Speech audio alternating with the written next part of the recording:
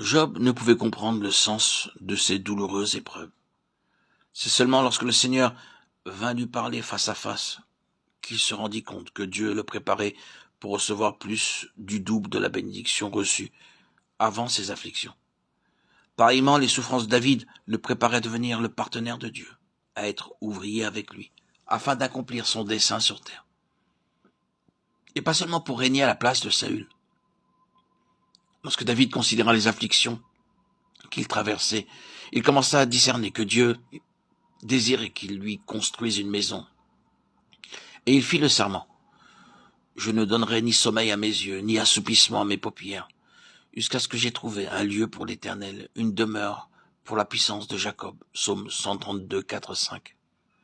Dieu travaillait à l'accomplissement de son dessein depuis les temps anciens, lorsqu'il racheta son peuple de la servitude et de l'affliction en Égypte. Il envoya 10 plaies sur Pharaon et les Égyptiens, pour que son peuple fût libéré, pour le faire sortir d'Égypte, afin qu'il serve son dessein. Dieu convoqua alors Moïse sur le mont Horeb, pour une durée de 40 jours et 40 nuits.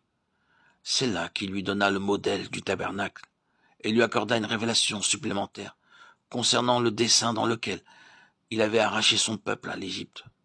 L'Éternel dit qu'il me fasse un sanctuaire afin que j'habite parmi eux. Exode 23, 8. Le peuple oublia le besoin de Dieu et le grand dessein qu'il avait pour eux, et ils se préoccupaient uniquement de leurs problèmes et de leurs épreuves. Ils continuèrent ainsi à vivre dans la défaite, la honte et la stérilité. Au cours des siècles, Dieu suscita de nombreux prophètes chargés de leur transmettre sa parole, afin de leur rappeler le dessein glorieux pour lequel il les avait appelés et rachetés. Il dut leur envoyer des épreuves et des afflictions pour accomplir ce dessein en eux et à travers eux. De la même manière, le Seigneur révèle le dessein qu'il avait formé, lui, pour son Église. Il faut qu'il fasse passer ses rachetés par de nombreux feux d'affinage, afin que soit achevée son œuvre de les édifier ensemble en une demeure éternelle, qu'il se destine à lui-même. Bien que nous parlions souvent de l'Église, beaucoup d'entre nous ne savent pas ce qu'elle est effectivement, ou la part que nous y avons. L'Éternel montra à David le modèle du temple qui devait être construit à Jérusalem, lequel n'était qu'une ombre de la maison de Dieu, ou Église, que le Seigneur Jésus-Christ lui-même était en train de construire. Matthieu 16, 18, Hébreux 8, 5, Hébreux 9, 11.